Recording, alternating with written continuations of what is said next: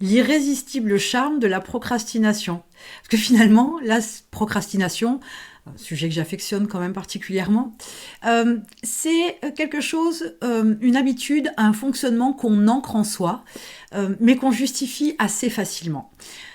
Pourquoi ça a du charme et pourquoi c'est si irrésistible? Parce que tout simplement, il est facile d'ancrer dans votre cerveau l'excuse que la procrastination, c'est génial, puisqu'on fait ce qu'on veut, quand on en a envie.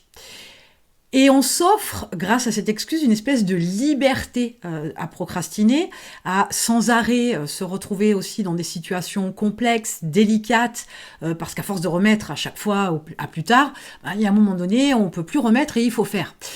Sauf qu'on se dit que tout ce temps-là, avant la pression de la deadline, tout ce temps-là, on a profité.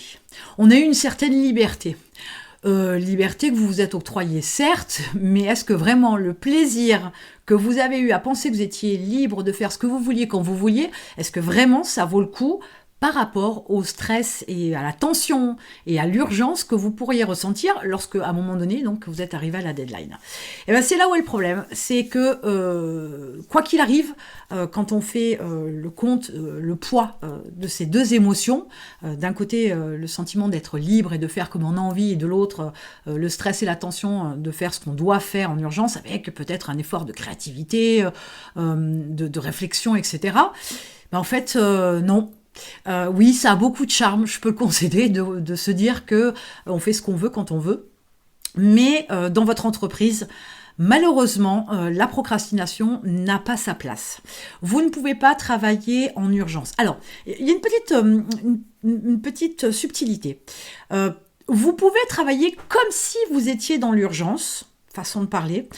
Autrement dit, faire les choses rapidement, ne pas les laisser traîner, avoir un mode de fonctionnement bien cadré, bien organisé, etc., qui vous permet d'effectuer tout ce que vous avez à faire en temps et en heure, et surtout de ne pas laisser traîner les choses, on est d'accord. Pour autant, être vraiment dans l'urgence constamment à cause de la procrastination, c'est peut-être pas la meilleure des approches. Donc, peut-être que vous avez ça dans votre tête, le fait de vous dire « oh ben non, moi je suis pas pressée, j'ai le temps, de toute façon je fais ce que je veux quand je veux, je suis pas d'humeur, etc. » Pourquoi pas? Sachez que pour l'entreprise, vous allez forcément vite déchanter, parce que d'un coup la procrastination, elle a beaucoup moins de charme, d'un coup c'est beaucoup moins irrésistible que ça. Et il va vous falloir résister. Très clairement, il va vous falloir résister, il va vous falloir ancrer de nouvelles habitudes pour pouvoir éviter de procrastiner dans votre entreprise.